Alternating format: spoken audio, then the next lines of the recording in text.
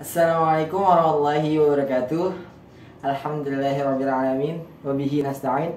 Wa ala umuri dunia wa din.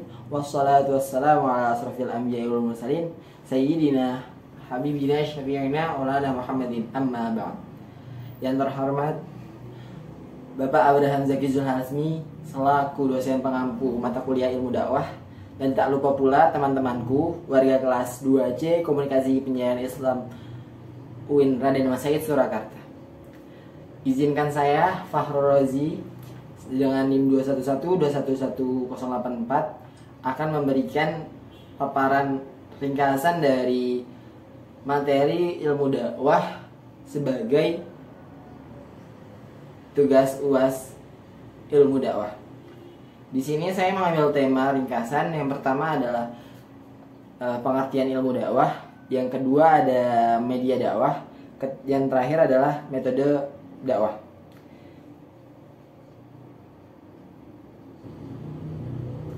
Selanjutnya ada pengertian ilmu dakwah.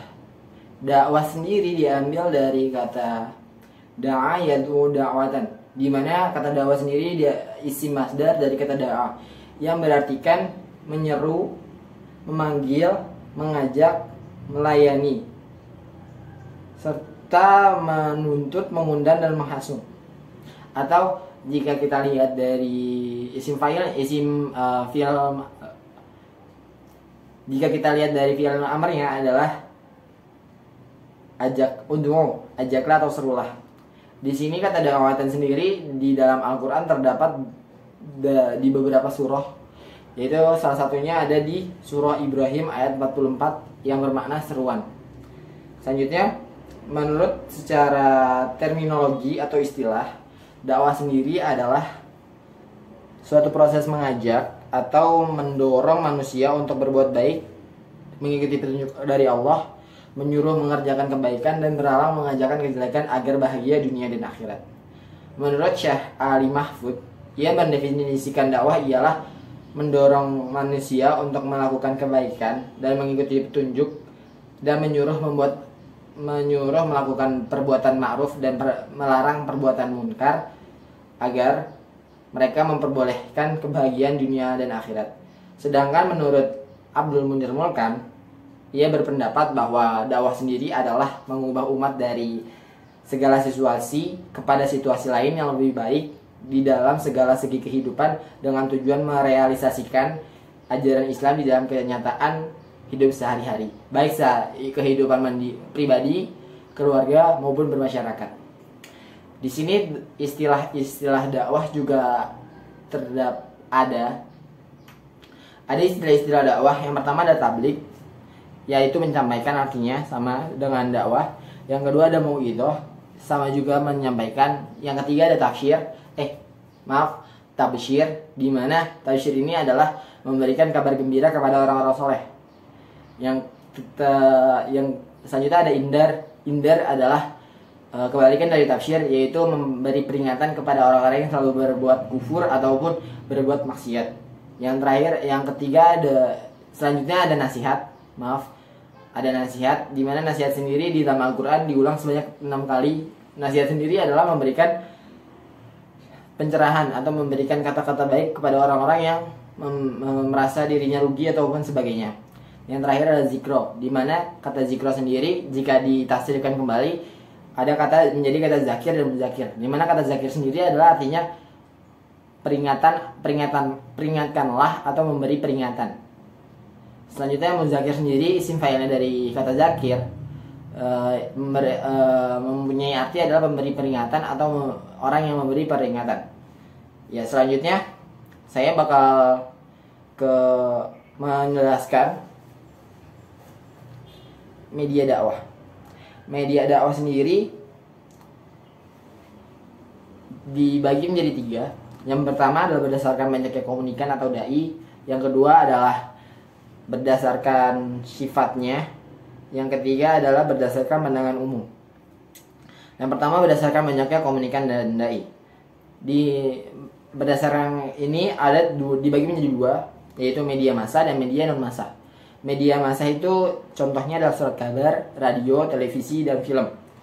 Dan media non massa ini adalah Ya, menurut Hamzah Yakub dibagi lagi menjadi 5. Yang pertama lisan, tulisan, terus ada lukisan atau ada audiovisual, dan ada akhlak. Dimana dari kelima tersebut terdapat pengertian secara tersirat dakwah itu sendiri. Selanjutnya ada berdasarkan sifatnya. Berdasarkan sifatnya ada 2, yaitu media tradisional dan media modern. Dimana media tradisional sendiri adalah gabungan dari ajaran Islam kepada budaya-budaya tradisional. Contohnya Sunan Kalijaga yang menggabungkan ajaran Islam dengan budaya Jawa, atau Sunan Bonang juga termasuk seperti itu, atau yang lainnya mungkin. Selanjutnya ada media modern, di mana media modern adalah dakwah secara menggunakan alat-alat modern, contohnya televisi, TV, radio, HP, internet, dan lain sebagainya. Terakhir ada pandangan umum. Berdasarkan pandangan umum dibagi menjadi 4, yaitu visual, audio visual, dan media cetak. Media visual sendiri ada yang hanya penglihatan tanpa pendengaran, yaitu contohnya ada film, foto, lukisan, patung, dan lain-lain. Yang kedua ada media audio, di mana media audio ini hanya suara seperti radio, tape recorder, sekarang ada podcast, terus ada lagu, seperti itu. Yang media audio visual ini yang adalah media terdapat bisa dilihat dan bisa didengar. Contohnya seperti saya ini adalah media audio visual, ada televisi juga, ada film, ada internet, dan lain-lain. Dan terakhir ada media cetak, contohnya ada buku, koran, surat kabar, ada majalah, ada juga web online. Dan di sini di dalam media dakwah sendiri terdapat pemilihan faktor-faktor atau syarat-syarat pemilihan. Ada 6. Yang pertama, tidak ada satupun media yang paling baik untuk keseluruhan masalah atau tujuan dakwah. Yang kedua, media dipilih sesuai dengan tujuan dakwah yang hendak dipakai. Ketiga, media yang dipilih sesuai dengan kemampuan sasaran dakwah dan sesuai dengan materi dakwah. Yang keempat,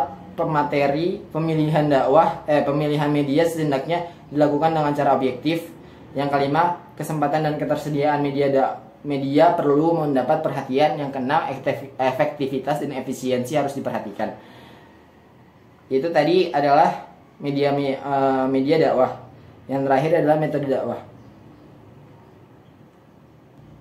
Metode sendiri diambil dari kata Yunani, yaitu metodes, yang artinya melalui, mengikuti, sesudah. Sedangkan bahasa Jerman, metode berasal dari kata metodika yang artinya ajaran tentang metode. Bahasa Arab sendiri disebut torik, di mana jalan atau cara. Di sini dalam metode dakwah sendiri terdapat 3. Yang pertama itu pendekatan, strategi dakwah, dan macam-macam dakwah. Pendekatan dakwah adalah penentuan strategi dan pola dasar dan langkah dakwah yang di dalamnya terdapat metode dan teknik yang untuk mencapai pendekatan dakwah. Atau bahasa Inggrisnya adalah preaching approach. Di sini Nabi Muhammad melakukan pendekatan dakwah adalah dengan pendekatan personal, pendidikan, penawaran, misi, korespondensi, dan pendekatan diskusi. Selanjutnya ada strategi dakwah, di mana suatu proses dalam mengatur, mengarahkan, dan menentukan cara daya dan upaya untuk menghadapi sasaran dakwah dalam situasi dan kondisi tertentu agar apa yang menjadi tujuan dan sasaran dakwah dapat tercapai secara maksimal. Nabi Muhammad sendiri melakukan beberapa strategi, contohnya membangun masjid di Madinah, mempersatukan persaudaraan sesama umat muslim, membentuk piagam Madinah, dakwah melalui perang atau dakwah melalui surat. Selanjutnya ada macam-macam dakwah, di mana saya akan menyebutkan 3 yang dimana seperti yang umum. Yang pertama adalah dakwah bil lisan, di mana dakwah secara langsung atau disampaikan dengan wujud lisan, sehingga interaksi terjalin antara pemberi dakwah dengan orang-orang yang mendengarkan dakwah. Sedangkan ada dakwah ammah, di mana dakwah dengan lisan akan tetapi memberi pengaruh kepada orang lain, kepada orang banyak, dakwah ammah. Dan kedua, yang terakhir ada media dakwah fardiyah, di mana dakwah ini dilakukan seseorang kepada individu lain atau kepada banyak orang dalam sejumlah kecil atau terbatas. Dakwah fardiyah ini sepertinya dakwah secara sembunyi-sembunyi menurut yang kalau Nabi gunakan.